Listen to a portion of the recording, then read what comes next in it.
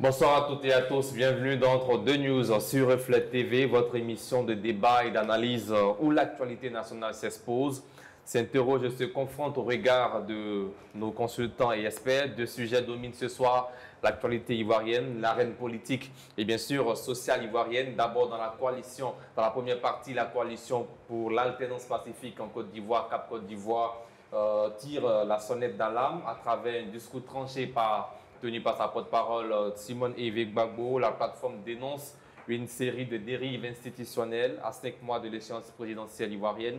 Faut-il y voir les prémices d'un nouveau front d'opposition? Quels en sont les ressorts et les limites? Surtout les actions à venir. Nous en parlerons dans cette émission avec notre invité. Docteur, bonsoir. Bonsoir. Merci d'avoir honoré notre invitation. C'est moi qui vous remercie. Bien sûr, docteur Dini Nyako Koulibaly, président du Parti des sociaux démocrates ivoiriens, membre de Cap Côte d'Ivoire, c'est ça? C'est bien ça, oui. Et avec vous en plateau ce soir, plus chéri Dini Balé, bonsoir. Bonsoir Sidi. Et Michel Bétard, journaliste également, bonsoir. Bonsoir Cédric. Dans la seconde partie de cette émission, le gouvernement ivoirien annonce la prise en charge des personnes issues du secteur informel dans le cadre de la couverture maladie universelle CMU. Un geste fort salué par certains, mais interrogé aussi par d'autres Ivoiriens, mesure de justice sociale ou une opération politique à l'approche de la présidentielle ivoirienne. On en saura dans cette émission couronnée bien sûr avec les réactions des Ivoiriens. Mais bien avant d'ouvrir ce débat, je vous propose ces extraits du discours tenu par Simone Eve Gbagbo, une proposition d'Ismaël Traoré, la rédaction de Reflet TV. La situation sociopolitique de notre pays se dégrade. Il n'y a pas encore longtemps, les populations subissaient des déguerpissements inhumains et anarchiques. La question foncière qui agitait les cœurs de tous les Abidjanais, en particulier des Hachans. Le front social s'est embrasé avec la grève des enseignants. Et cette grève qui a été marquée par des arrestations inexplicables. L'environnement sociopolitique s'est fortement dégradé à l'occasion de la révision de la liste électorale en 2025. Et il est à craindre qu'il se dégrade encore plus au cours de la mise en œuvre des différentes phases du processus électoral et à l'approche des élections d'octobre 2025. Les commissions électorales locales sont aussi sous l'emprise du pouvoir RHDP. En effet, sur 630 commissions électorales locales, 610 sont présidées par des militants du RHDP, parti au pouvoir.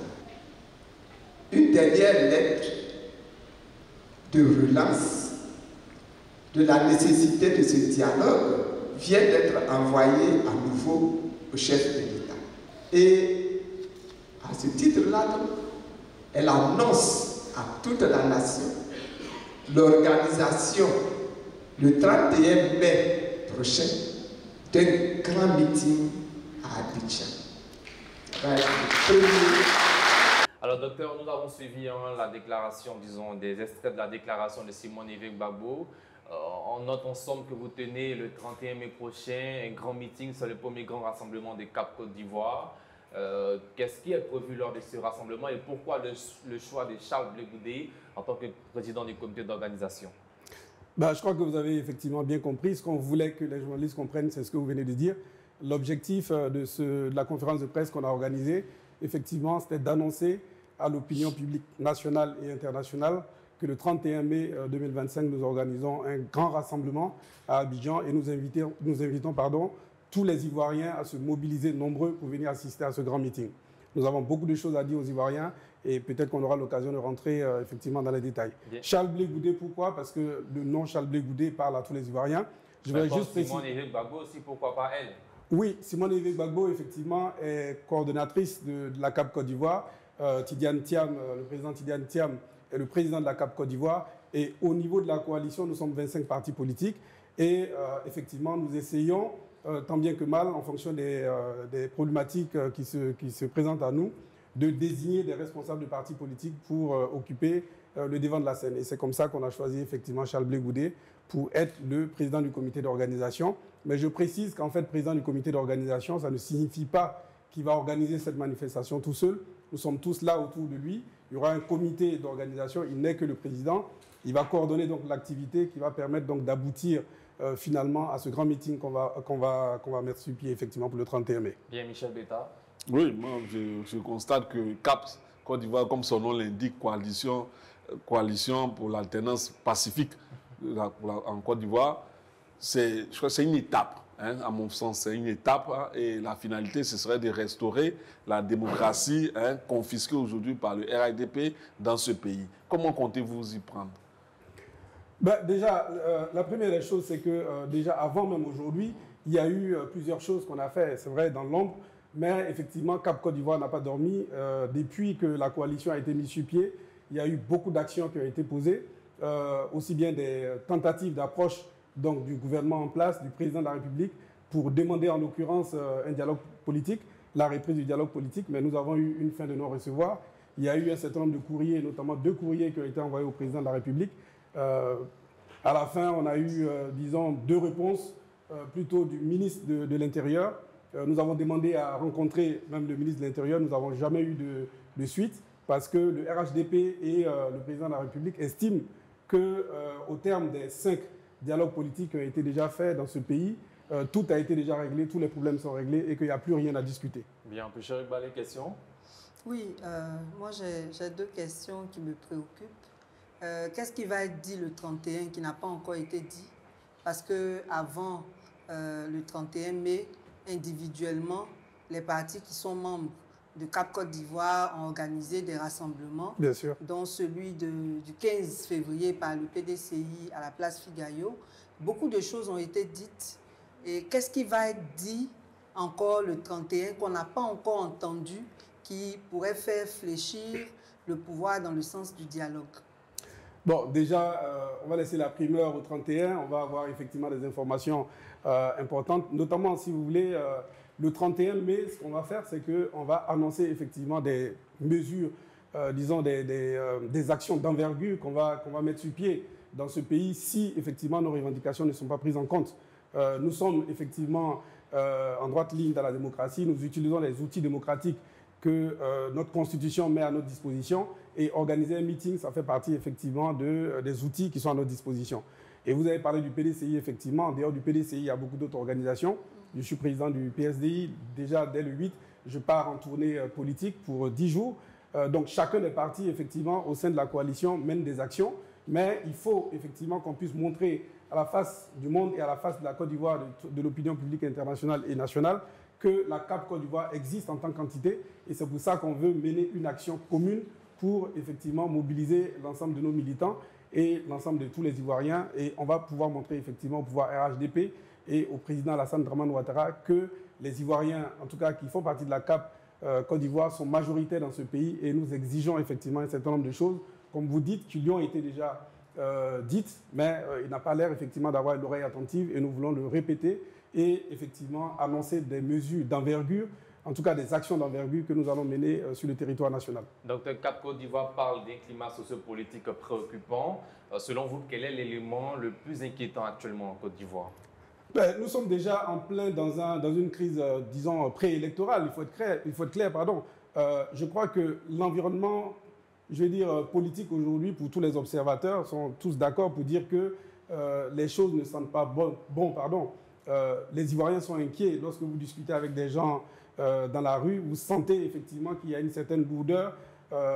Ceux qui ont des amis à l'extérieur, vous disent, je ne viens pas en Côte d'Ivoire. Mais qui est à cause du discours de vous, les hommes politiques? Non, plutôt je dirais, de toutes les façons, ce qu'on demande, on ne demande rien d'extraordinaire. On demande simplement au pouvoir de s'asseoir avec nous et de discuter. C'est tout ce qu'on demande. Demander à discuter, ce n'est pas faire la guerre. Voilà. Et lorsque, effectivement, le pouvoir en place fait la sourde oreille, nous pensons que, justement, c'est eux qu'il faut indexer, et il faut effectivement tout faire pour qu'ils acceptent qu'on puisse s'asseoir et qu'on puisse discuter. Bien, Michel Betta. Oui, vous parlez de discussion, et moi, je suis en me demander, vous savez, la discussion doit se faire avec des acteurs de conviction. pas des acteurs de circonstances, pour qu'elle soit pérenne, pour qu'elle puisse accoucher de quelque chose de solide. Aujourd'hui, Cap Côte d'Ivoire, au plan national, on vous connaît très peu. Est-ce que vous avez une implantation nationale et on doute un peu de la sincérité de certaines entités à votre sein. Hein, on doute de ce que cela puisse un jour à rejoindre, se faire non juste pour rejoindre le camp présidentiel. Est-ce que vous êtes rassurant à vous voir votre parti? Je veux dire, je ne dirais pas un petit parti, hein, parce que pour moi, il n'y a pas de petit parti, mais est-ce que sur l'échiquier national, vous êtes présent? Déjà, la confiance, je veux dire, lorsque vous décidez d'épouser une femme, dès le départ, vous ne savez pas du tout si vous allez vous entendre ou pas. Vous ne savez pas du tout si dans 2 ou 3 jours, vous allez divorcer ou pas. Vous ne savez pas, chacun vient avec ses intentions, mais on estime, on espère. En tout cas, lorsqu'on choisit une femme ou lorsqu'une femme choisit un homme, bien évidemment, on espère qu'il y a tout de même un peu de bonne foi de part et d'autre et que vous avez envie de construire quelque chose ensemble. C'est ça la CAP Côte d'Ivoire. La CAP Côte d'Ivoire, c'est une coalition de partis politiques. Et les partis politiques sont effectivement dirigés par des hommes. À partir de ce moment-là, on peut s'attendre à tout. Mais ce que je peux vous dire, c'est que les 25 partis aujourd'hui, les 25 partis politiques qui constituent la CAP Côte d'Ivoire, on a l'habitude de se rencontrer, on discute ensemble et je peux vous garantir que nous avons entière confiance les uns envers les autres et nous avons un certain nombre de discussions qu'on ne peut pas mettre aujourd'hui sur la place publique, mais nous sommes sereins et nous pensons en tout cas que 2025, ça sera l'année de la CAP Côte d'Ivoire. Oui, je disais que j'avais 2 préoccupations. J'ai exprimé la première. La seconde concerne jusqu'où Cap Côte d'Ivoire est prêt à aller. Nous savons tous le contexte sociopolitique dans lequel nous sommes. Nous savons aussi qu'il y a des tentatives d'intimidation. Nous savons aussi que certains moyens démocratiques ne sont pas acceptés, comme les marches, comme certaines manifestations. Et nous savons que jusque-là, les appels au dialogue, que ce soit de la société civile ou de l'opposition, ne passent pas. Donc, vraiment, la question que nous nous posons, c'est est-ce que Cap Côte d'Ivoire est vraiment prêt à utiliser tous les moyens démocratiques? Parce que récemment, le porte-parole du PDCI a été convoqué. On n'a malheureusement pas su l'objet, que la convocation a été annulée, mais est-ce que, en votre sein, vous discutez de la possibilité d'utiliser vraiment tous les moyens démocratiques? Parce que nous qui sommes dans le peuple, on est fatigués un peu des rassemblements. Nous, on ne doute pas de la capacité de mobilisation de l'opposition, mais on doute de la capacité de l'opposition à infléchir la position du parti au pouvoir quant au dialogue. Donc, est-ce que vous êtes prêt à utiliser vraiment tous les moyens démocratiques à votre disposition? Oui, en Côte d'Ivoire, on a une constitution. Et la constitution nous donne des droits. Droits qu'on ne respecte pas toujours. Oui, je suis totalement d'accord. Ce que je veux dire, c'est qu'on a un parti aujourd'hui qui dirige la Côte d'Ivoire. Et lorsqu'on entend parler les dirigeants de ce parti, ils disent qu'ils sont démocrates. Ils sont arrivés au pouvoir démocratiquement, c'est ce qu'ils nous disent. À partir de ce moment-là, on va prendre leur exemple. La démocratie qu'ils ont utilisée pour arriver au pouvoir, nous sommes prêts à utiliser la même démocratie pour arriver au pouvoir. Voilà, je pense que quand je dis ça, j'ai tout dit. Bien, alors on va parler des élections de 2025 sur la question de la CEI. Vous remettez en cause la légalité de la commission électorale indépendante actuelle. Quelle action concrète Cap Côte d'Ivoire envisage-t-elle si la composition de la CEI, telle que voulue, en tout cas, n'est pas revue? Est-ce que vous allez mener des boycotts ou bien des manifestations? Il n'y a pas que ça. Je veux dire, dans nos revendications, on va dire que nos revendications, elles peuvent être situées sur 3 dorsales. Vous avez effectivement la CEI, et tout ce que cela implique, la révision de la liste électorale, la réintégration de toutes les personnes qui sont exclues, le président Laurent Gbagbo, le Premier ministre Soro Guillaume, le ministre Charles Blé Goudé, et aujourd'hui Thiam, qu'on veut exclure effectivement de la liste électorale, qu'on a déjà exclu d'ailleurs. Okay. Donc voilà, donc ça c'est au niveau de la réforme de la CEI. Et nous avons également l'exigence d'un dialogue politique, parce qu'il le faut. Mais il y a eu 5 dialogues politiques. Oui, il y a eu 5 dialogues politiques, mais nous en sommes où? Mais qu'est-ce qui n'a pas été dit ou fait par le passé et que vous voulez maintenant? La preuve, vous voyez, lorsque vous prenez les résolutions de chacun des dialogues politiques, vous allez remarquer qu'à chacun de ces dialogues politiques, la question de la CEI est toujours posée. Voilà. Et si nous en sommes aujourd'hui à encore parler de la CEI, ça veut dire qu'effectivement, rien n'a encore été fait. Et il faut qu'on accepte que la CEI a été mise sur pied par les partis politiques et pour les partis politiques.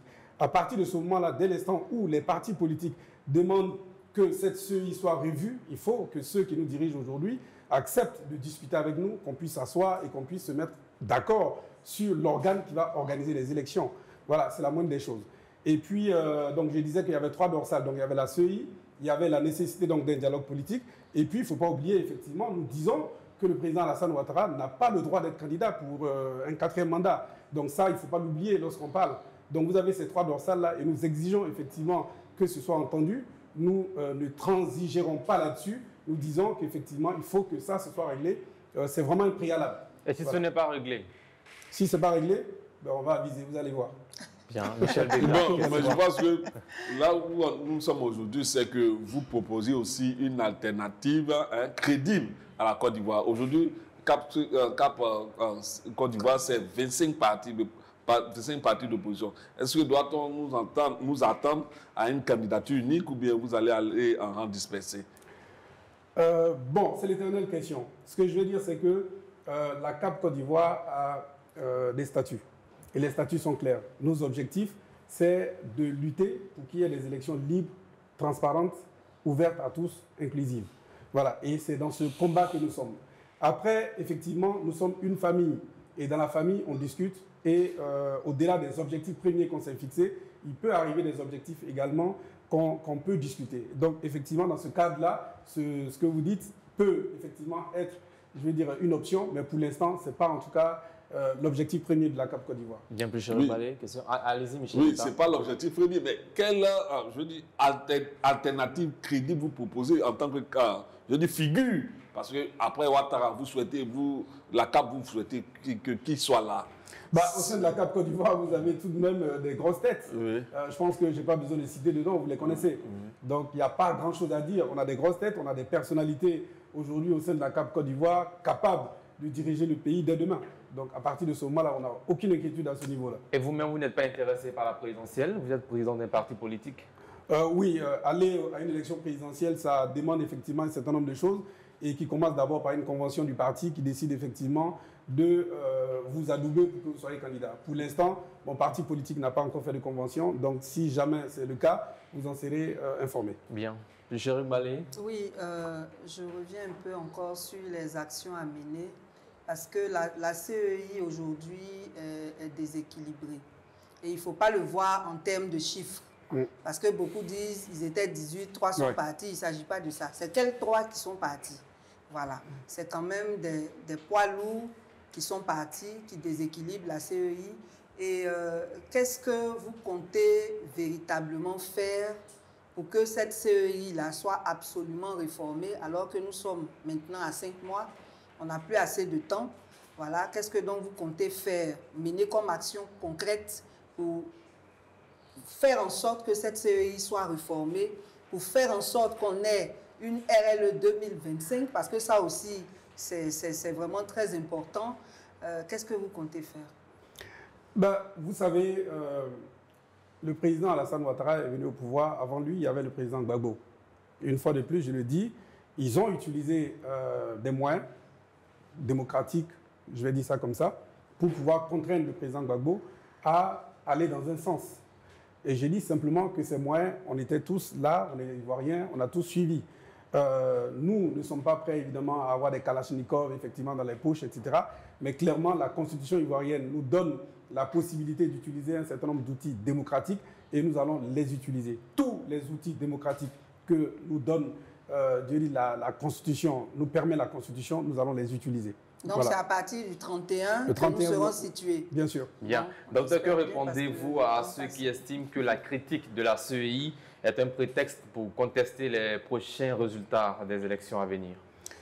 Déjà, il faut dire que ce n'est pas maintenant qu'on a demandé non seulement le dialogue politique, mais également la réforme de la CEI. Depuis 2023, on a commencé effectivement à crier et à dire au gouvernement en place, en tout cas à ceux qui nous gouvernent, qu'il fallait absolument qu'on s'asseye et qu'on discute, qu'on n'était pas d'accord avec la constitution de la composition actuelle de la CEI.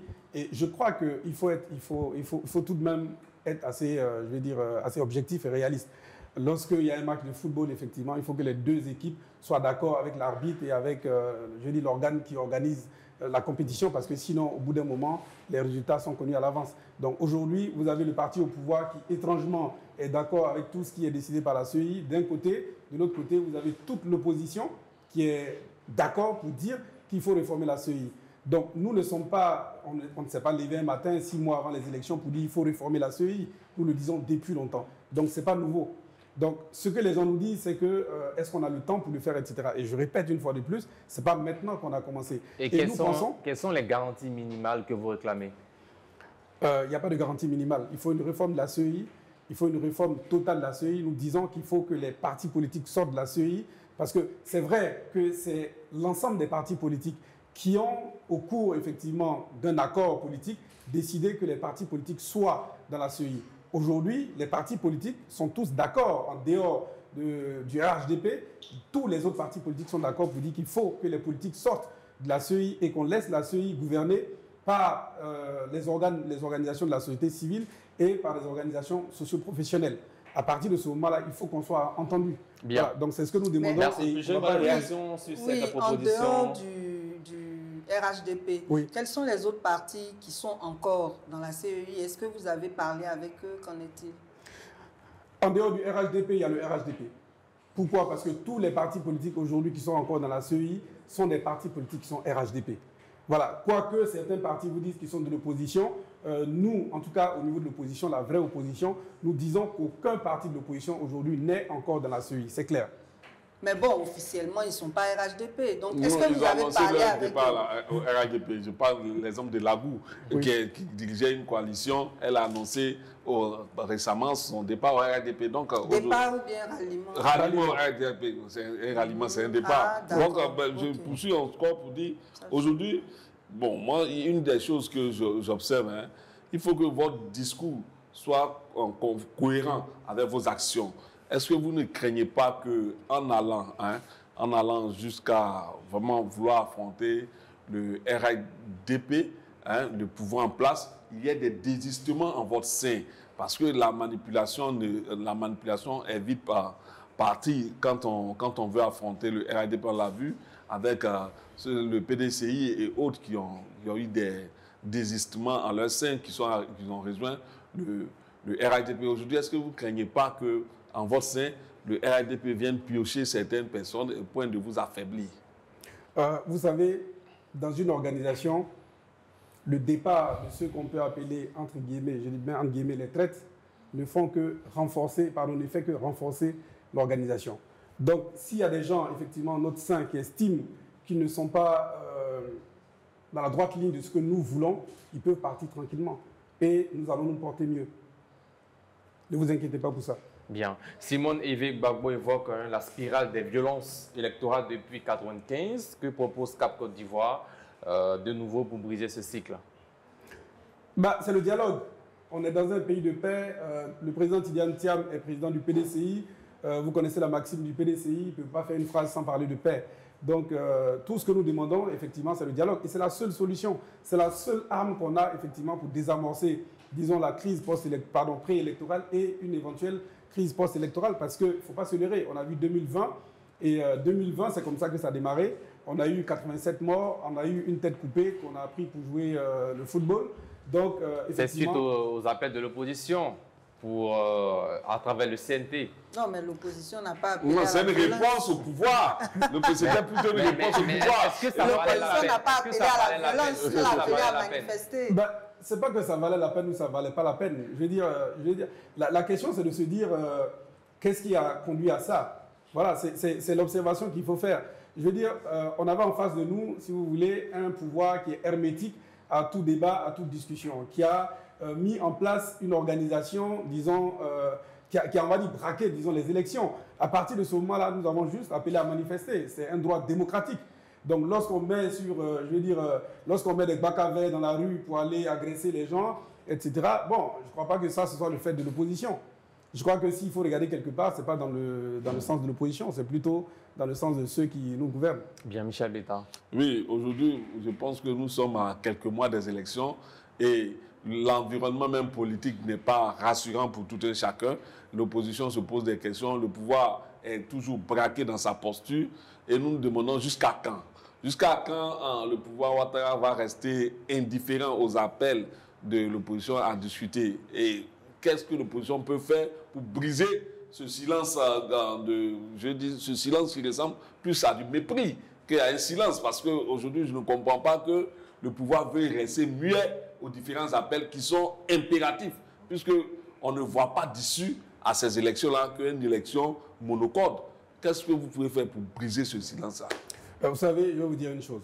Le président Alassane Ouattara s'est appuyé sur deux choses pour pouvoir effectivement accéder au pouvoir. La communauté internationale et puis effectivement utilisation de ce qu'il pouvait utiliser en interne dans le pays pour pouvoir accéder au pouvoir. Nous avons compris cela. Et aujourd'hui, au niveau international, vous savez, les militants du RHDP vous disent Alassane Ouattara, il connaît tout le monde, etc., etc. Nous lui montrons aujourd'hui que nous connaissons également des gens. Donc, si vous voulez, comment dire ça, je veux dire, l'international, aujourd'hui, nous le prenons à bras le corps et nous faisons ce qu'il faut au niveau de l'international pour expliquer la situation de la Côte d'Ivoire. Donc, je peux vous dire comme ça qu'effectivement, nous avons envoyé des délégations un peu partout pour rencontrer toutes les chancelleries, etc. Aussi bien ici en Côte d'Ivoire qu'à l'extérieur. On a des personnes, effectivement, qui sont à l'extérieur pour expliquer la situation de la Côte d'Ivoire, donc au niveau international. Et ici, en Côte d'Ivoire, nous sommes là pour, effectivement, montrer à Alassane Ouattara que ce pays nous appartient et que nous n'allons pas nous laisser compter. Nous l'avons dit, le 31 mai, nous avons un grand meeting et ce n'est que l'amorce d'un certain nombre, comme je l'ai dit tout à l'heure, d'actions d'envergure que nous allons mettre posées dans ce pays-là. Oui, vous pouvez rappeler comme ça, l'ONU est passée récemment. Est-ce qu'on peut savoir un peu ce qui est sorti de vos échanges? Je crois que vous savez tout. On leur a expliqué. On ne sait pas. On leur a expliqué la situation de notre pays, la situation de crise dans laquelle on est, nos revendications qui sont légitimes. Je crois que personne ne nous dira qu'elles ne sont pas légitimes. On a expliqué tout ce qu'on demande, c'est s'asseoir et discuter. Et qu'est-ce que l'ONU a dit en retour? Ils ont pris note, vous savez, c'est la diplomatie. Ils ne vont jamais venir prendre position pour ou contre, c'est clair. Ils ont pris bonne note. Et l'ONU, ils agissent toujours effectivement en souterrain. Nous espérons effectivement secrètement qu'ils vont faire ce qu'il faut pour faire plier le pouvoir en place. Et jusqu'à présent, Cap Côte d'Ivoire n'a pas encore saisi la CEDEAO et l'Union africaine. Justement, pourquoi? je voulais savoir quelles sont les autres organisations internationales. Bon, il y a beaucoup d'organisations dont fait partie effectivement la CEDEAO, l'Union africaine, etc. Mais je ne suis pas ici en tant que porte-parole effectivement de la CAP Côte d'Ivoire, on est là pour analyser. Donc il y a effectivement des informations qui devraient normalement être données par notre coordinatrice, je vais dire Madame Simone Gbagbo, la présidente Simone Gbagbo. Et quelle est votre lecture du retrait de la radiation de Tidiane Thiam sur la liste électorale? Quelles sont les nationalités? Je crois que c'est la plus grosse bêtise que le pouvoir pourrait faire. Parce qu'aujourd'hui, vous ne pouvez aller nulle part sans entendre parler de Tidiane Thiam. Ils sont en train de faire sa publicité, tout simplement. Voilà, je ne suis pas PDCI, mais je dis simplement que j'aurais été, en tout cas à la place d'Alassane Ouattara, je n'aurais pas fait cette erreur. Parce que lui-même, aujourd'hui, est devenu président de la République grâce à Bédié. Mais c'est la justice ivoirienne qui fait son travail. Vous croyez? Vous êtes sûr de ce que vous dites? Selon les déclarations. Oui, les déclarations, il y a les déclarations et les faits. Il y a les déclarations et les faits. On peut analyser effectivement, si vous voulez, cette radiation de Tidiane Thiam de la liste électorale. On peut faire le débat juridique ici, si vous voulez, mais je ne crois pas du tout. Je ne crois pas que ça va apporter quelque chose, disons, à qui que ce soit. On sait tous, Tidiane Thiam, son année de naissance, il est né une année avant la naturalisation de son père comme Ivoirien. Ça veut dire qu'en fait, avant justement qu'il naisse, il est né, une année avant, donc ce qui signifie qu'il est né français. Voilà. Si son père a été naturalisé ivoirien en 1967, Thiam est né en 66, je crois, non? Ou je me trompe, c'est 66. Il est né en 62. Son père a été naturalisé en 63. En 63, oui, voilà. Merci. Merci pour la précision. Allez-y. Oui, c'est à propos d'un point de la déclaration qui parle de la candidature du président Ouattara. Est-ce que c'est à ce niveau-là que le vrai problème se situe par rapport à octobre 2025? Il y a le 21 juin, il est prévu une convention du RHDP.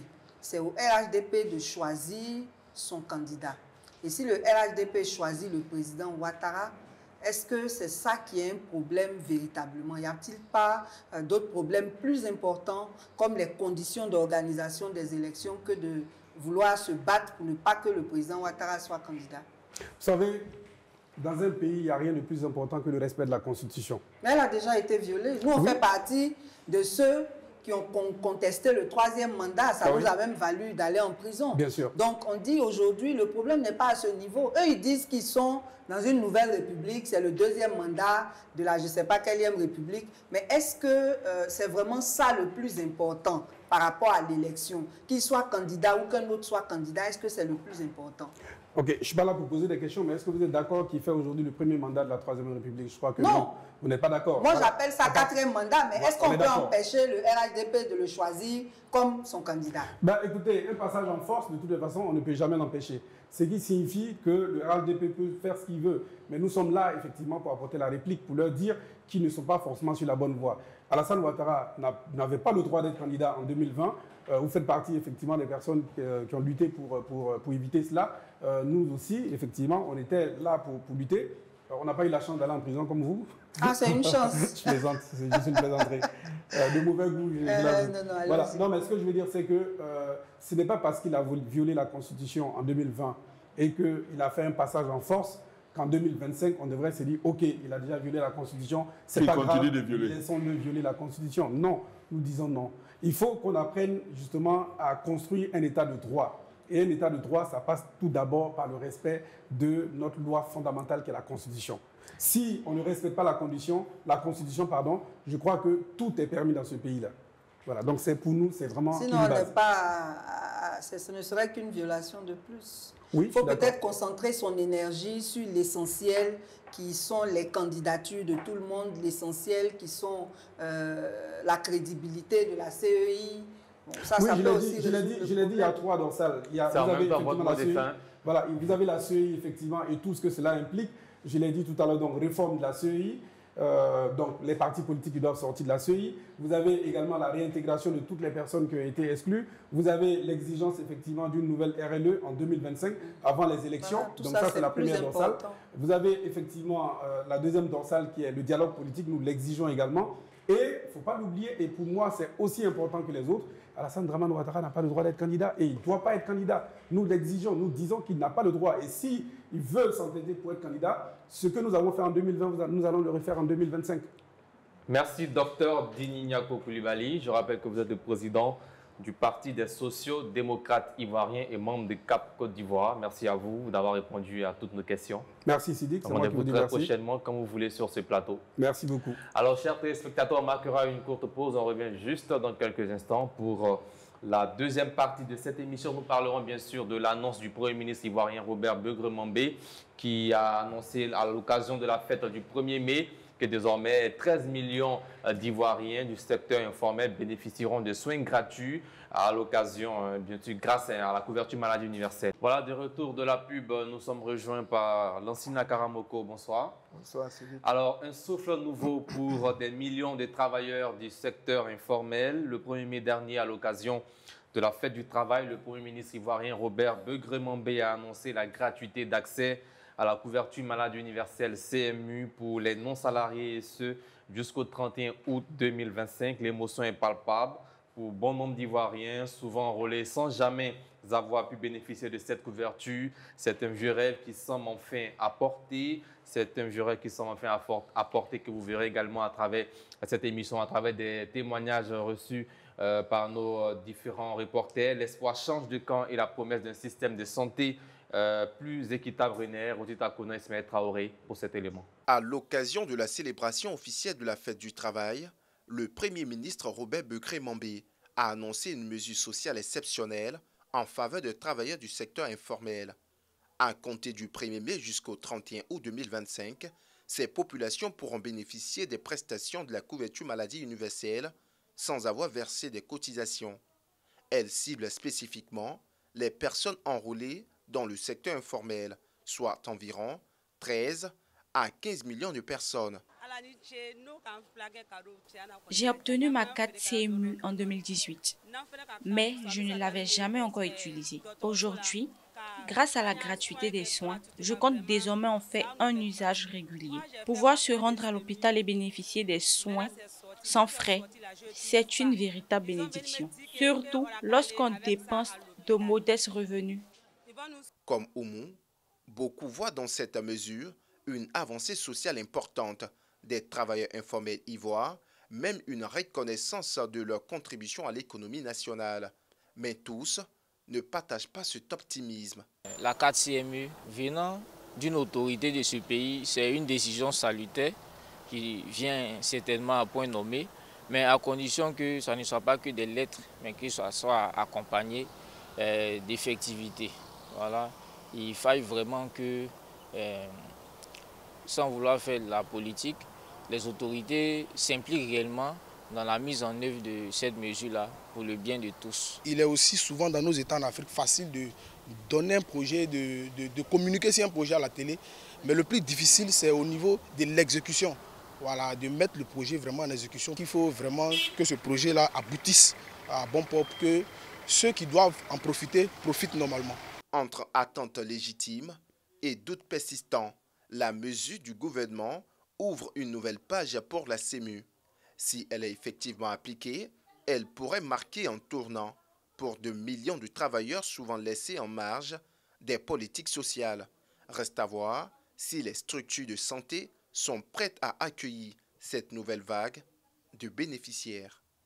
Alors, plus Chéric Balé, cette annonce est présentée comme une avancée sociale majeure. Est-ce que vous voyez à travers cette annonce une réelle volonté de justice sociale ou une stratégie politique à quelques mois de la présidentielle ivoirienne? Bon, comme l'annonce a été faite seulement dans ce mois de mai, il est difficile d'en juger, mais ce qu'on peut dire, c'est qu'on se demande sur quoi est adossée cette promesse, puisque on sait que la CEMU prend en compte les indigents, c'est-à-dire les personnes qui sont vraiment dans un état de vulnérabilité, qui fait qu'ils ne peuvent même pas avoir les moyens de se soigner. Alors que, bon, dans le secteur informel, ce n'est pas tout le monde qui est pauvre. On a des acteurs du secteur informel qui ont quand même une capacité financière plus importante même que certains fonctionnaires. Donc, sur quelle base on s'adosse pour dire que tous les acteurs du secteur informel bénéficieront d'une gratuité jusqu'en août seulement? Pour 4 mois pour l'instant. Voilà. Maintenant, est-ce que les acteurs de ce secteur-là sont informés? Quelles sont les mesures qui seront prises pour véritablement les sensibiliser? Parce que par rapport à ce que nous savons des difficultés des usagers actuellement par rapport à la CEMU, c'est qu'il y a beaucoup dans la population qui ignorent même le circuit pour avoir accès aux soins. Quand ils arrivent même à l'hôpital, comment il faut faire pour avoir accès aux soins de la CEMU? Il y en a qui ne le savent pas. Ils vont s'inscrire directement, ou du moins payer directement, on va dire, le droit de consultation, alors qu'avant de faire ça, il faut d'abord aller se présenter. Il y a des fiches à remplir. Chez l'agent, voilà, il vérifie votre... enfin, si votre carte est à jour ou pas, voilà. Et puis, c'est après, maintenant, ce sont ces agents-là qui vous donnent un bon, avec lequel, maintenant, vous allez payer la consultation selon le taux que la CEMU autorise. Et puis, maintenant, vous poursuivez la suite. Il y a ce circuit-là même qui n'est pas connu pour dire que la CEMU ne communique pas suffisamment sur l'accès même aux soins avec la carte de la CEMU. L'autre chose, on parle de gratuité. Gratuité par rapport à quoi? La consultation sera gratuite, les médicaments seront-ils gratuits? La réalité, c'est que dans les pharmacies, même les pharmacies des hôpitaux, les médicaments ne sont pas disponibles. Il n'y a que des paracétamol, et même en quantité insuffisante. Donc, quand on promet comme ça, ça fait effectivement campagne, mais est-ce que réellement les conditions sont réunies pour que cette promesse-là soit effective? Bien, Michel Betta. Oui, moi j'ai entendu ça et vraiment, il ne faut pas que je le cache. Vous savez, l'accès aux soins, c'est un droit constitutionnel, ce n'est pas une faveur. Il ne faudrait pas qu'on nous fasse croire dans ce pays. Le droit à la santé. Le droit à la santé, c'est constitutionnel. Tout le monde doit avoir droit à la santé. Aujourd'hui, on nous annonce 13 millions de personnes qui vont avoir accès à des soins gratuits pendant 4 mois. Voyez-vous, il y a une communication floue autour de la gratuité. Elle a souligné plus ou moins. La gratuité, c'est quoi la gratuité? C'est un acte chirurgical gratuit? C'est quoi? Qu'est-ce qui sera gratuit effectivement? Il faut l'expliquer aux populations. moi, j'écoute un peu nos autorités et je me dis, vous savez, c'est près de 80% de la population ivoirienne qui est dans le secteur informel. C'est pas 90. Voilà. Donc, quand on brandit des chiffres comme ça ressemble plus à de la statistique que de la réalité. Parce que tu brandis des chiffres, mais concrètement, comment on fait? Comment ça se fait? Est-ce que l'accessibilité d'abord à ces soins-là sont disponibles? Est-ce que la qualité des soins auxquels ces personnes auront accès, elles sont disponibles? Toutes ces questions-là, il faut d'abord les maîtriser avant d'annoncer ce genre d'effet-là. Parce que c'est un effet d'annonce et la réalité peut être suffisamment contraire à ce qu'on veut voir. Merci Michel Betta. Les populations vont aller vers il y aura une abondance de demandeurs et ce n'est pas certain qu'on ait tout ce qu'on veut pour satisfaire ces personnes-là. Bien, Lansana Karamoko, grosse interrogation autour de la gratuité annoncée par le chef du gouvernement pour 13 millions, on me dira même plus de 13 millions de personnes. Quel sens vous donnez à cette annonce du gouvernement ivoirien? Oui, je pense que, enfin, pas que je pense, le gouvernement de Côte d'Ivoire est assez quand même sérieux. Il ne peut pas venir comme ça de la bouche du Premier ministre et chef du gouvernement, venir faire une annonce si des études préalables n'ont pas été faites. Il faut quand même lui accorder, n'est-ce pas, ce bénéfice-là et comprendre que cette affaire de CMU n'a pas commencé en 2024. C'est depuis 2011 que les dispositions ont été prises. 15 ans, je crois que la procédure a fait son chemin et aujourd'hui, la réalité n'est pas celle qu'on a connue il y a 5 ans, il y a 3 ans, il y a 4 ans en arrière. Les choses sont en train d'évoluer progressivement. Pour cela, il suffit simplement de faire un tour dans les hôpitaux pour comprendre que les populations commencent à comprendre effectivement que la question de la couverture maladie universelle est une réalité. On se pose assez de questions sur sa faisabilité. Oui, sa faisabilité, vous savez, comparaison n'est pas raison, mais ailleurs, on a mis assez de temps quand même pour que aujourd'hui, ceux-là soient presque vers la perfection.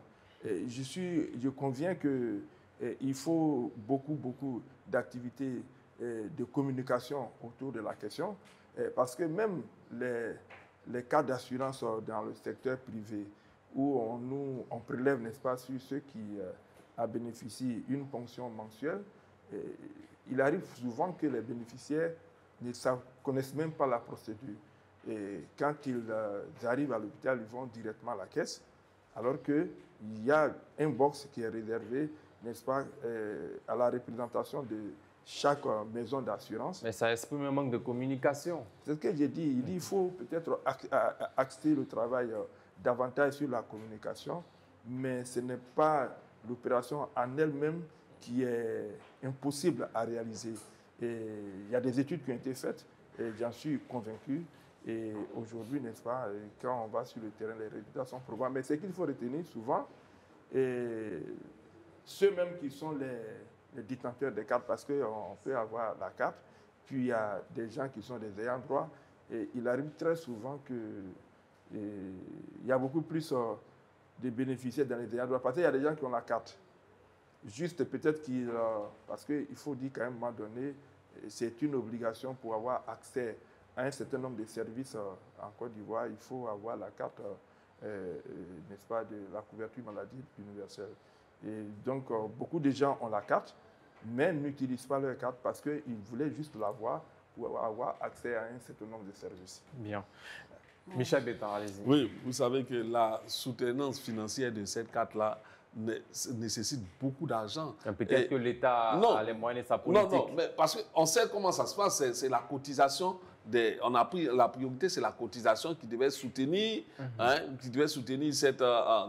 cette couverture maladie universelle. Et on a vu le niveau des cotisations, on n'en parle les chiffres, mais on sait plus ou moins que beaucoup réussissent à cotiser parce que n'étant pas satisfaits certainement des prestations qu'ils ont rencontrées à certains moments. Est-ce qu'aujourd'hui, l'État peut estimer au moins le montant qui a été alloué à cette activité, à cette gratuité-là, pour qu'on puisse mesurer un peu la faisabilité? Parce que c'est plus Moi, je le dis, à cette période préélectorale-là, ça ressemble plus à une campagne de séduction qu'à une réelle activité politique. Bien, puis chéri Balé, votre réaction sur la période qui est de 4 mois? Oui, 4 mois, c'est quand même assez court. C'est court parce que ça vient d'être annoncé. Le temps de sensibiliser toute cette masse-là, le secteur informel, ce sont les marchés, c'est tous ceux qui vendent au bord des routes, tous ceux qui sont dans des activités informelles, c'est quand même une masse assez importante. Donc, le temps qu'eux-mêmes ils soient instruits sur cela, qu'ils se fassent enrôler, qu'ils s'habituent au circuit, ce sera déjà fini. Parce que ça va faire juste 3 à 4 mois, c'est vraiment trop peu.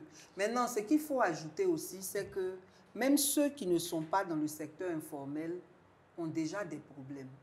Tout à l'heure, M. Betta disait que les gens rechignent à payer. Ça, c'est pour ceux qui doivent payer d'eux-mêmes. Mais même ceux pour qui on fait des prélèvements, il y a un problème même dans le système de reversement de ces prélèvements qui fait que la CNAM n'arrive pas à avoir tous les moyens qu'il faut pour payer les différents prestataires. Ce qui fait que les pharmacies ne sont pas enclines à donner aux détenteurs de la carte des médicaments qui sont chers. Parce qu'après, on ne les paye pas vite. Je parlais tout à l'heure des pharmacies aussi dans le secteur public qui ne sont pas approvisionnées. Donc, il y a vraiment tout un tas de problèmes qui existent déjà.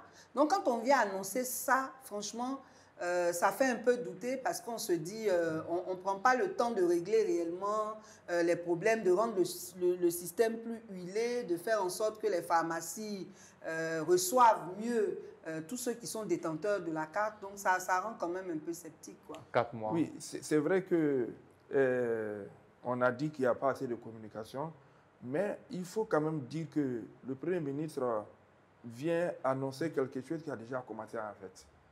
Parce qu'aux abords des marchés ou des zones où il y a les populations circulent, les gares routières et les marchés, c'est une opération qui a déjà commencé. Hein. Oui, on voit des agents, n'est-ce pas, de ces structures-là qui déjà approchent les femmes au marché. Hein. C'est une opération qui a commencé. Donc le Premier ministre, moi je le comprends quand il parle de 3 à 4 mois. C'est parce que l'opération en réalité a déjà commencé. Peut-être qu'il ne l'a pas dit. Mais après les 4 mois, là, ils auront les moyens de se soigner. De toute façon, on leur promet la gratuité dans les 3 à 4 mois. Et après les 4 mois, qu'est-ce qui aura changé dans leur situation pour qu'ils puissent maintenant mais vous savez, être autonomes? Même la mutuelle des agents de l'État, la MUGFC, a commencé lourdement. À un moment donné, elle s'est essoufflée. Et puis après, elle a repris, n'est-ce pas, du souffle. C'est inhérent, n'est-ce pas, à toute organisation, surtout dans ce genre d'opération qui doit prendre en compte toute une masse, parce que 13 millions de personnes, c'est quand même assez. Mais l'État doit faire un effort, parce que, comme on le dit, on n'attire pas les mouches avec du vinaigre. À un moment donné, lorsque l'État va certainement éjecter de l'argent dedans et pour permettre aux populations de se soigner gratuitement, une fois que ces populations auront pris goût, n'est-ce pas, à cette gratuité, comprendrait donc qu'il faut vraiment aller... Oui, mais ils prendront goût à la gratuité, là, comment? Quand on te dit à la gratuité, tu es content, tu vas à l'hôpital, il n'y a pas de médicaments. Comment tu vas prendre goût? Ah non, non, mais non, il ne faut pas prédire. On ne prédit pas. Non. On est en train de parler de ce qui se passe maintenant, actuellement dans les hôpitaux publics. Il n'y a pas suffisamment de médicaments pour satisfaire ceux qui ont la carte. Moi, j'ai ma carte. Quand je vais à l'hôpital, il peut arriver que l'assurance à laquelle je suis depuis longtemps, j'utilise la carte, il peut arriver aussi que pour tester, j'utilise ma carte de CNAM. Et ça se passe bien. Okay. Mais dire qu'il n'y a pas de médicaments dans les hôpitaux. Merci Lansana Karamoko. Nous sommes rejoints par Arsène Anoma. 13 millions de personnes du secteur informel vont bénéficier de soins gratuits durant 4 mois de la CMU. Quel sens donnez-vous à cette annonce du gouvernement ivoirien? Et puis, est-ce que c'est réaliste à 4 mois seulement? Non, mais d'abord, pour moi, ça démontre l'engagement du gouvernement à œuvrer pour le bien-être des populations ivoiriennes. Parce que nous sommes tous sans savoir que la santé, c'est un point important dans la construction d'un pays. Donc tout gouvernement responsable doit prendre en compte la capacité à apporter des réponses aux problèmes de santé de ces populations. Et nous savons tous que nos populations ont un pouvoir d'achat qui n'est pas assez élevé. Mais il y a beaucoup de sceptisme autour de cette annonce. Non, en fait, le ministre vient de faire une conférence de presse et à l'issue de laquelle il a expliqué que l'effectivité de l'adhésion gouvernementale est en cours. Il était entouré de tous les directeurs régionaux de la santé et l'effectivité est en cours. Il y a eu des témoignages même de personnes qui ont déjà pratiqué cette gratuité-là effective. C'est vrai, c'est comme toute humaine. Elle n'est pas, comme on peut dire, elle n'est pas parfaite, mais au moins l'intention est là et la réalisation sur le terrain est effective. C'est quelque chose qu'on peut constater dans notre environnement, que ce soit urbain ou rural. On peut aller au contact des populations et le constater. Tout à l'heure, il y a mon frère, le doyen, qui parlait de l'accessibilité. On parlait de l'accessibilité des médicaments. C'est vrai, il y a des problèmes, mais le ministère de la Santé et le gouvernement font en sorte que les pharmacies dans les hôpitaux et les pharmacies même au sein des localités rurales et urbaines soient approvisionnées pour pouvoir répondre à cette forte demande-là. Parce que c'est une décision qui va amener à ce que la pratique, la fréquentation des centres de santé grimpe, parce qu'elle est gratuite. C'est vrai, elle est circonscrite dans un temps, mais elle est gratuite. Donc, la fréquentation va connaître un pic. Donc, il va falloir que, tant pour les services de soins que tant pour les services de médicaments, puissent répondre à cette attente-là. Donc, pour moi, j'ai confiance. Déjà, même l'intention, elle est bonne, elle est à saluer. Maintenant, veillons tous à ce que l'intention soit effective et touche toutes les populations qui sont concernées par cela. Mais en tout cas... Veillons tous. Qui est tous là? Non, tous, nous tous, toutes les populations ivoiriennes. Non, pas du tout. Ouais, c'est ceux qui ont pris la décision, qui doivent garantir que les conditions sont réunies pour que cela soit effectif. Les conditions sont réunies parce que le ministère a fait une conférence de presse et il a mis en mission ces démembrements centraux qui sont les directeurs régionaux du ministère de la Santé de veiller à la mise en pratique effective de cette décision-là. Et lui-même, en tant que ministre de tutelle, il a décidé de sillonner toutes les régions pour vérifier l'effectivité de cette décision-là. Donc moi, j'ai foi que cette décision-là sera mise en pratique. Mais est-ce que déjà, je voulais justement dire sur le plateau en 30 secondes rapidement. Nous, Michel, vous avez... Parce qu'il y a ça. Non, c'est ceux qui n'ont pas les cartes. Non, c'est ceux qui n'ont pas les cartes. La question qu'on doit se poser, moi j'ai ma carte. Est-ce que Michel n'a pas ta carte? Toute ma famille a ses cartes. Bien. Alors, dernière question. Merci, Arsenal. Dernière question, Michel Beta. Quelles sont vos recommandations pour garantir une mesure sociale pour permettre aux Ivoiriens de vraiment profiter de tous ces avantages? Vous savez, à travers ma la CMU. première préoccupation a été la capacité d'absorption par les unités sanitaires de toute cette masse qui va vraiment se déferler sur cela. Est-ce qu'on a les hommes nécessaires? Est-ce qu'on a les centres nécessaires pour accueillir tout ce monde qui va vraiment se déplacer? Et la deuxième question, c'est la question de l'accessibilité aussi aux médicaments. Parce qu'il ne s'agira pas de finir une consultation et puis tu devras aller chercher les moyens pour te faire... Merci, Michel Bétanon. Michel, deux propositions rapidement en 40 secondes. Oui, il faut lutter contre la corruption. Je ne vais pas douter de la bonne foi du gouvernement, mais je vais douter de la bonne foi de ceux qui sont chargés d'appliquer ce que le gouvernement a décidé. C'est qui, parce que pour nous, les agents sur le terrain. Oui, sur le terrain. Parce que pour nous qui allons sur le terrain, ce que les populations nous rapportent, surtout en milieu rural, parce qu'elles sont beaucoup fragiles. Oui, on les intimide et tout. Ce qui m'a été donné d'entendre dans ce mois même passé-là, c'est que quand les populations arrivent à l'hôpital, les agents de santé qui sont là-bas, ils imposent des montants. Il y a un numéro vert, il faut dénoncer. Mais la pratique du numéro vert, là, c'est pas courant. C'est pas courant. Sinon, nous, quand on a les informations, on appelle les responsables du ministère et puis on leur fait part de ce qui se passe. Mais on les taxe à tel point que les gens ont peur d'aller dans les hôpitaux. Moi, je pense que... Quelle que soit la maladie, moi, il y a un village, on me dit, quelle que soit la maladie, si tu n'as pas 17 000, il ne faut pas arriver là-bas. Et puis les ambulances. Merci. Les ambulances dans les villages, là, pour que l'ambulance parte du chef-lieu de sous-préfecture pour venir au village, il faut payer 30 000. J'ai vu dans la presse que le ministère a décidé que désormais ce soit gratuit. Mais il faut veiller à ce que ce soit effectif. Sinon, non, moi, ce que je pourrais dire, en fait, ce sont des faits. Il ne faudrait pas se leurrer. Il vous reste 20 secondes. Ce sont des réalités. qu'elle émet, qu'elle dénonce. Et je pense que c'est pour ces circonstances que le ministre a entrepris des visites inopinées. Il y a déjà eu certaines visites où il y a même un responsable d'un centre de santé qui a été sanctionné dans le département de la Niébi. Donc, il veut essayer de recevoir, mais ce n'est pas facile. Donc, je pense que, comme je le dis, c'est tous ensemble. Il faut qu'on se mette ensemble pour pouvoir résoudre ce problème-là. Que chacun d'entre nous c'est une question aussi de volonté. Remonte. Sinon, on a des bons témoignages. Merci, chef consultant. En place maintenant au carton rouge. Le premier carton rouge de cette semaine avec Michel Betta. Oui, mon carton rouge s'adresse particulièrement au gouvernement actuel qui, devant les appels incessants de l'opposition, continue d'adopter une oreille sourde.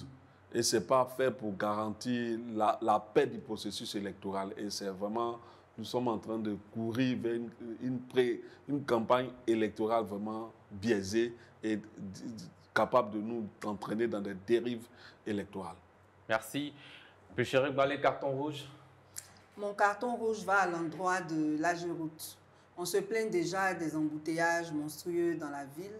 Je ne comprends pas pourquoi est-ce qu'on permet que des entreprises travaillent en plein jour. Là, par exemple, aujourd'hui même, entre le carrefour de la Riviera 2 et Cap-Nord, il y a une entreprise qui est en train de boucher les nids de poules. Ça a créé un embouteillage monstre. Donc, il faut que ces travaux-là soient effectués de nuit pour éviter de perturber la circulation. Arsène Anoma, carton rouge. Bon, moi, mon carton rouge, c'est à l'encontre de tous les croque-morts des réseaux sociaux. On a ceux qui s'empressent d'annoncer les décès de personnalités politiques sans vérifier la source de leurs informations. Moi, j'estime que ce n'est pas le droit de quelqu'un qui n'est pas membre de la famille d'une personne d'annoncer son décès, d'autant plus même que ce décès-là n'est pas avéré. On a un exemple hier, l'ancien président par intérim du PDCI, c'est même un cadre du PDCI qui a annoncé sur les réseaux sociaux le décès du monsieur. Ça a été repris en boucle par tout le monde, alors que l'information n'était pas avérée. Par le passé, on a même eu des personnes qui ont annoncé le décès du président Ouattara, du président de la République, lorsqu'il était en visite en France. J'estime que la politique ne doit pas nous animaliser. La politique, les dividendes politiques ne doivent pas nous enlever cette humanité que nous avons. Nous sommes juste adversaires, nous ne sommes pas ennemis. Et la Côte d'Ivoire nous appartient à tous. Donc, ayons dans la pratique de nos divergences politiques cet humanisme-là, ce respect qu'on a envers l'humanité de chacun. Merci. La vie est sacrée. Ouais. Mon carton rouge s'adresse particulièrement à l'ex-première dame Simone Gbagbo et Cap Côte d'Ivoire. C'est vrai que Simone Gbagbo a été une actrice majeure de la crise que la Côte d'Ivoire, la longue crise militaro-politique que la Côte d'Ivoire a connue, et qui a été couronnée par des milliers et des morts. On a annoncé 3 000. Mais si on me dit 20 000, je ne dirais pas non. Mais en même temps, c'est elle, contrairement aux autres, qui a bénéficié des largesses, n'est-ce pas, du pouvoir. Contrairement aux autres, elle n'a pas été envoyée à la CPI parce que le président de la République a estimé qu'on pouvait la juger ici. Et c'est ce qui a été fait. Elle a été jugée, condamnée. Elle était plus dans une résidence surveillée que dans une véritable prison. Donc, elle a eu une prison dorée. Elle a vu le rappel de sa rente viagère totalement payé. Elle a eu une amnistie que les autres n'ont pas eue. Donc, finalement, c'est elle qui, aujourd'hui, avec son équipe, est en train de peindre en noir tout ce que le président de la République a fait comme chose positive pour la classe politique. Alors donc, il faut qu'elle arrête, parce que si elle recommence, ce n'est pas bon pour elle, ce n'est pas bon pour les Ivoiriens. Les Ivoiriens n'en ont pas besoin. Merci, Lansina Karamoko. Le chiffre du jour. Le chiffre du jour, c'est 64. En effet, classement mondial de la liberté de la presse 2025, la Côte d'Ivoire perd 11 places et passe à la 64e position sur 180 pays selon le classement officiel de Reporters sans frontières. Michel Betta, c'était le 3 mai à l'occasion de la célébration de la Journée mondiale de la liberté de la presse. C'est un recul. Hein? C'est un recul démocratique, c'est un recul de la liberté de la presse. Ça s'explique aisément. Dans ce pays, nous voyons aujourd'hui la presse est une tentative de bâillonnement des médias, une tentative de discréditer même la presse même officielle dans tout ce qu'elle fait. Bon, donc ça s'explique aisément. Et moi, je pense que notre ministre de tutelle, le ministre de la Communication et le gouvernement sont les premiers responsables. Bien, Lansina Karamoko. Oui, vous savez, j'ai toujours dit comparaison n'est pas raison, mais à côté de nous ici, dans un pays considéré comme une des plus grandes démocraties en Afrique, la presse aussi se plaint là-bas. Bon, je ne connais pas les critères qui sous-tendent, n'est-ce pas, ce classement, cette régression qu'on annonce pour la Côte d'Ivoire, mais j'estime qu'en Côte d'Ivoire, la presse est quand même assez libre. C'est tous les jours qu'on voit à la une des journaux des titres qui s'attaquent au président de la République, des titres, mais pour autant, ils ne sont pas arrêtés. Alors, je ne sais pas quels sont les critères, mais je doute fort que ces critères-là soient des critères qui puissent être pris en compte véritablement en tenant compte de la réalité ivoirienne. Bien plus cher, les réactions. Bon, comme il a dit, hein, ils ont leurs critères, ils savent sur quelle base ils le font. Mais en tout cas, ce qui nous est donné, nous, de constater ici au pays, c'est que les organes de régulation de la presse ne sont pas justes dans leur jugement. Ils sont enclins à sanctionner beaucoup plus les journaux de l'opposition, alors que les journaux du parti au pouvoir aussi ont des, on va dire, des dérives envers les anciens responsables du parti. Ça, on ne les juge jamais. Même sur les plateaux télé, on a des télévisions qu'on devrait sanctionner, qu'on ne sanctionne pas. Donc moi, je pense que si on prenait en compte tout ça, le classement serait encore plus bas, à mon avis. Bien. Ouais. Arsène Anoma. Bon, comme l'ont dit mes prédécesseurs, c'est eux qui connaissent les critères. Hein. En fait, comme nous ne connaissons jamais, je peux dire, les critères de classement des organismes internationaux, c'est difficile de juger sur pièce. Mais ce que je pourrais dire, comme l'a dit le doyen qui est à côté de moi, nous voyons les journaux fleurissent à longueur de journée. Nous voyons les titres sur les journaux. Je ne pense pas qu'il y a un pistolet sur la tempe d'un journaliste pour l'empêcher de dire quelque chose dans le respect de nos lois. Parce qu'il y a ça aussi. Chaque pays est régi par des lois. Donc j'estime que lorsque on respecte les lois ivoiriennes, il y a quand même une liberté pour pouvoir s'exprimer. Mais maintenant, moi, je suis toujours sur le côté, sur le fait de dire qu'une œuvre humaine est perfectible. Il faudrait que le gouvernement continue à œuvrer pour que toute la presse se sente en totale liberté pour exercer son métier de presse. Parce qu'un pays, une démocratie, pour se construire, elle a besoin d'une presse libre qui puisse ressortir les attentes de toutes les populations, de toutes les classes, les couches sociopolitiques, en toute liberté. Donc moi, je suis pour que la liberté de la presse soit totale et s'applique à tout le monde. Bien, merci, chers consultants. C'est la fin de cette émission. Rendez-vous demain pour un autre numéro, chers téléspectateurs d'Entre deux News, que Dieu veille sur vous et sur la Côte d'Ivoire. Bonsoir.